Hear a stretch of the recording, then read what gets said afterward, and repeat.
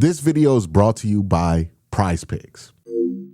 Hey, what's up, everybody, and welcome to Q&A, the show where I take your questions throughout the week and answer them here in video format. If you want to make sure you can ask questions on the show, make sure you're subscribed, notified, so you can see the prompt when the prompt is ready to see you. All right, we got a lot of questions to get into. We're going to start with BG, the one today, who says this. Yo, Q, what's good? Is there anybody that would be your dream free agency / trade target to help the Browns improve this season? There'd be a couple of criteria I would need, right? I want somebody under the age of 26 who has a future. Obviously, I would want a quarterback, right? But let's just say quarterback's off the table realistically for a trade. But somebody, a rising star, under the age of 26 who plays edge or corner, because I think we need another edge and I think we need another young corner because we don't know how much longer Denzel Ward is going to be playing at the levels that we're accustomed to Denzel Ward playing. And I'm not sure about how Tyson Campbell's going to hold up given the added pressure that secondary is going to start to feel without the boogeyman of Myles Garrett being available for the Cleveland Browns. So all of that, I think what's most realistic is getting a young corner like a QnA Mitchell. You know, somebody like that. Somebody like that would be pretty cool to get. So yeah, I would throw QnA Mitchell in there. Put him with his teammate Emmanuel McNeil-Warren. If I could do a swap, let's say the Eagles really wanted experience or wanted a corner who's better right now than what they have. They want to trade me QnA Mitchell and some picks for Denzel Ward. I would gladly do that and send Denzel on. All right, the next question comes from Trent Gaming, who says this. Hey, Q, do you think there is a chance for the Browns to be stuck in quarterback purgatory for the next 5 years? It feels like we aren't creative enough. We could be stuck. I'll give the Browns this credit. I'll give Andrew Berry this credit.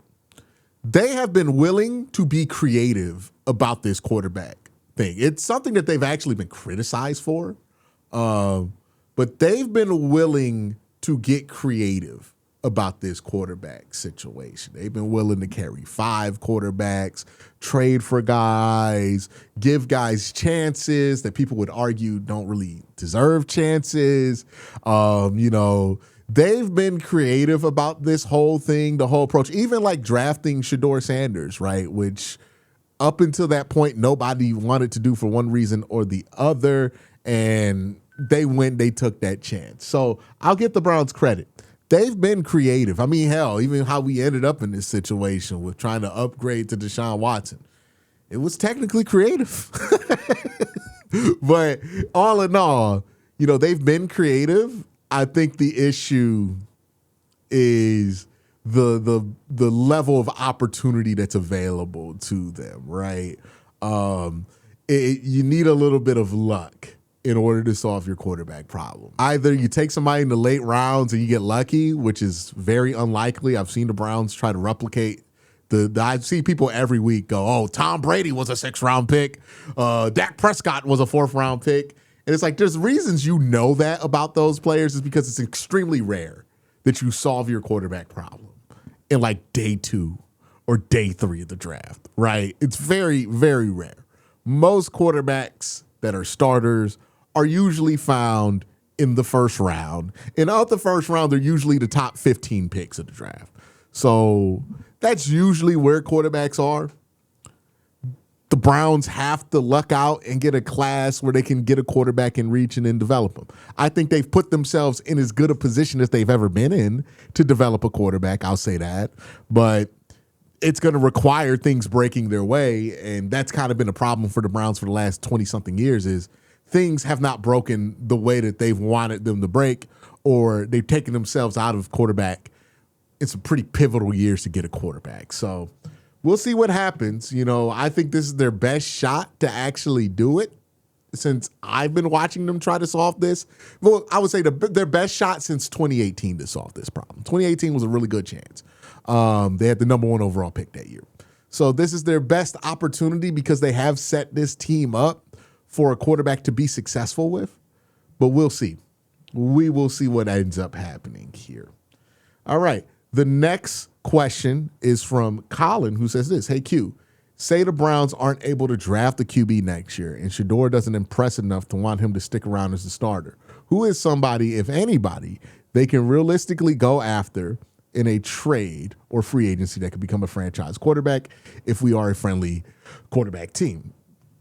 Immediately, Kyler Murray comes to mind, right? That could be the Sam Darnold of the next year if Kyler has a good year in Minnesota and then he hits free agency, which he will. I think there's a chance maybe you can get him.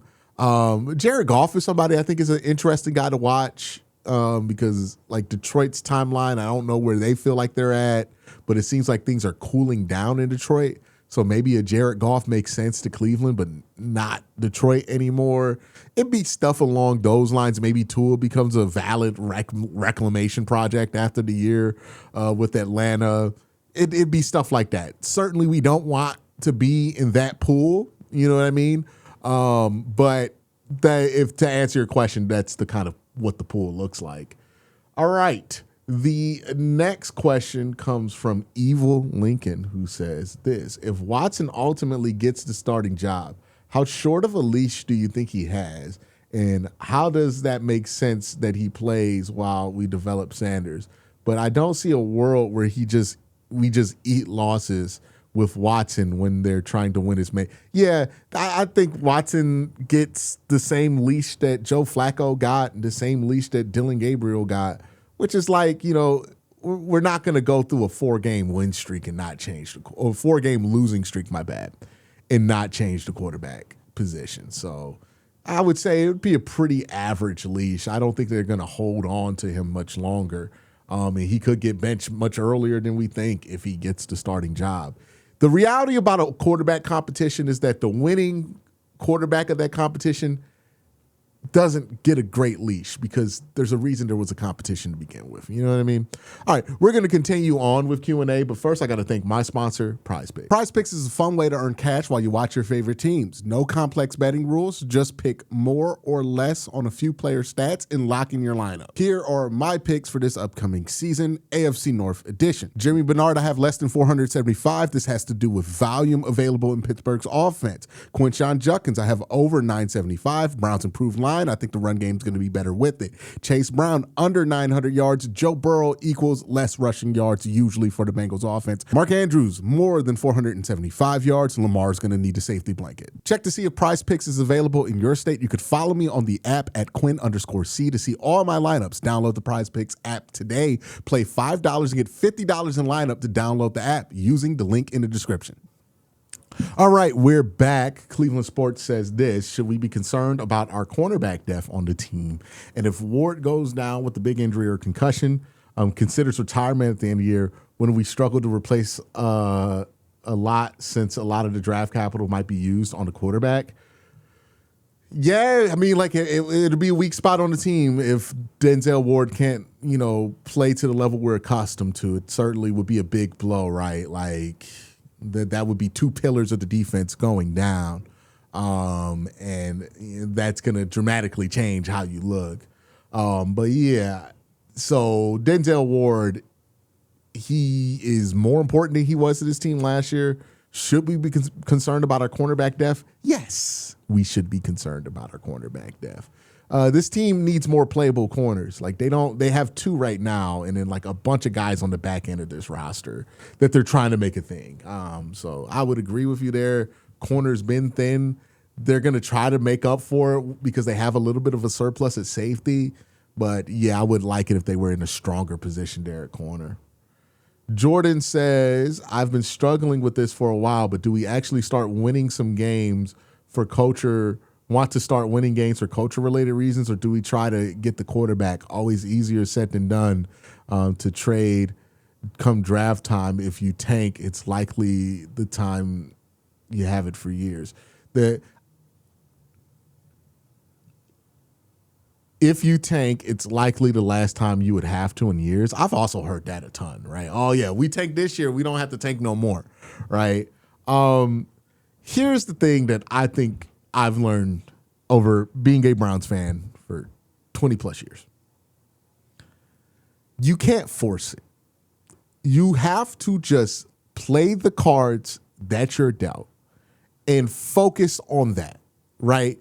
Run your own race. That kind of advice is what I always have for the Browns. I have watched for a lifetime the Browns try to be overly calculated with trying to land a quarterback. And I have watched them, like the Coyote and Roadrunner, always end up with Acme Dynamite blowing up in their faces as they try to be overly calculated. You just got to play the hands that you're dealt sometimes. It might not feel like the greatest move at the time, but you just got to do that. And then you got to just do what makes sense at the time. You know what I mean?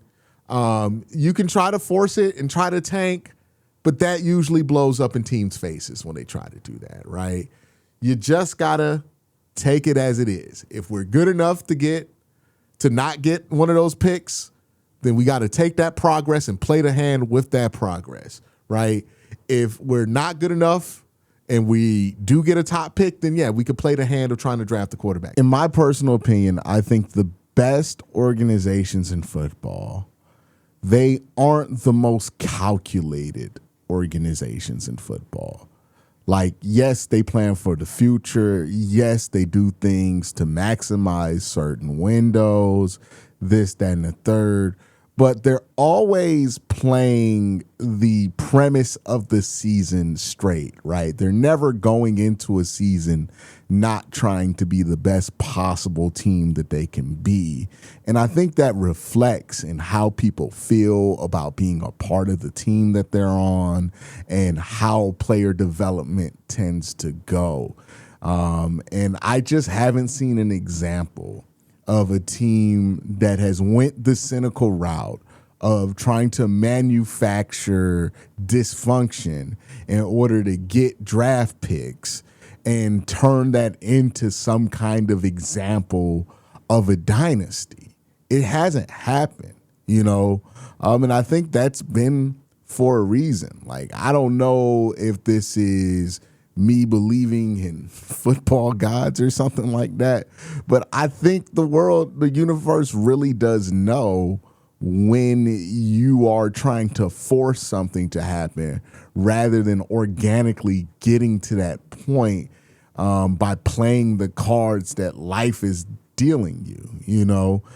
Basically, when you're trying to cheat the game versus actually play the game. And I feel like a lot of the times the Browns have tried to just cheat the system and go around it, and I'm just tired of it. Like, let's just get in line like everybody else, try to win football games like everybody else, and see where that takes us. Like, I hear people all the time talk about the worst thing you could be is the Pittsburgh Steelers, a team that is pretty good, but, you know, they don't have a quarterback. Well, I call bullshit on that because the Pittsburgh Steelers aren't the worst thing you could be. What the Cleveland Browns have been throughout the last 20 years is the worst thing you can be because you cannot win games, not develop a talent, not develop culture, not be able to keep your star players, and also not have a quarterback. So I just am so tired of the Browns and Browns fans feeling like the only way we can get a quarterback is if we cheat the system. How about we just develop good players, play the best football we can possibly play, and hope that that fosters an environment for us to develop a quarterback in, whether we get the top pick or not. Like, I feel like we're just waiting for saviors to save this team, and it's not happening.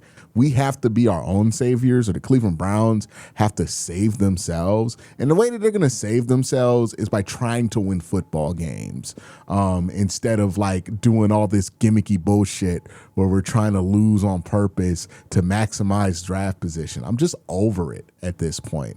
I think the best way to go about it is just to try to play the cards you're dealt, win as many games as possible, and see where that takes you. Sometimes you're going to have a shitty season because you're legitimately a bad football team. Sometimes you're going to have a great season because you're a better team than people expected. And what that does to draft position, we'll figure that out once we get to the damn draft. You know what I mean? That's just my 2 cents. I'm just so tired of people trying to force our way into certain things, and it doesn't work, man. Like, the Watson trade really changed me on this. Like, it felt like the Browns were trying to make something happen. It didn't feel organic, and it went the way that it went. And that really has shaped how I feel about solving this thing. I don't think you can just force it and solve it. I think it has to be organic. It has to be natural. It has to be out of good faith and not out of some cynical ploy to get better. We got to just run our race and play the hand that we're dealt. You know what I mean? And just focus on that. Because trying to control all this other stuff you have no control over just puts you in a situation to look like a jackass at the end of the day. And that's been what's happened with this team for 20 years. Ohio Brett says, do you think Shedeur is worth next year's draft capital if you trade him right now? I would say, I think in the video that I put out on Friday, I have Shedeur's value at around a 4th round pick. So that would be the asset that, if it's included in the package for Shedeur, if you want to give me a 4th round pick for Shedeur, would get me to trade him. So if that's what you were asking, that's my answer. Let me know what you guys think in the comment section down below. Y'all have a great day. Have an even better night. Peace.